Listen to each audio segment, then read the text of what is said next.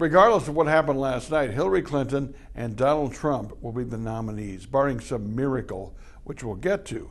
But unlike the Republicans, where it's somewhat fixed, you can win the popular vote in a state and lose the delegates, the Democratic rules are much more fixed. Hillary had 500 delegates in August of 2015, months before anybody cast a vote in the Iowa caucuses. In fact, the verdict is still out on who really won the Iowa caucuses. It's kind of murky. But there should be more of a relationship between the popular vote, the will of the voters, and the delegates awarded. Now, granted, private parties are private clubs. They can do what they want. In fact, the Republicans could still change the rules at the convention and say the delegates in Cleveland are not bound on the first ballot. Right now they are. Reince Priebus, the GOP chairman, says, oh, that's not going to change, but they could change it. Ted Cruz, even this week, said, well, if there's a path to victory, I'll restart my campaign. What's that going to be, Ted? I mean, in 1912, Teddy Roosevelt, Howard Taft, you had gunshots, you had bombs going off.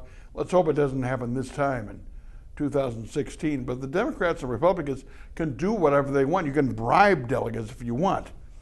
They're not government officials. They're private club members called Republicans and Democrats. But at this point, it's not really fair. Let's say Bernie wins a bunch of states here at the end and catches Hillary Clinton, which is very remote. But let's say he catches her in pledged delegates.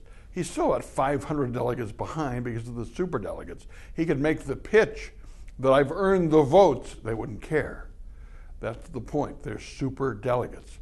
The fix was in from the beginning. I think both parties would do well to revisit the rules, make them more transparent, make them more democratic, because the majority really should rule in this case. My 2 cents. My 2 minutes are brought to you by Edge Construction and Capital Consultants. Bill McCoshen, a lobbyist who worked for Tommy, who gets things done at the Capitol. We'll talk about this more on the radio tomorrow at 8 on 92.1 FM The Mic, The Mitch Henck Show. Talk to you then.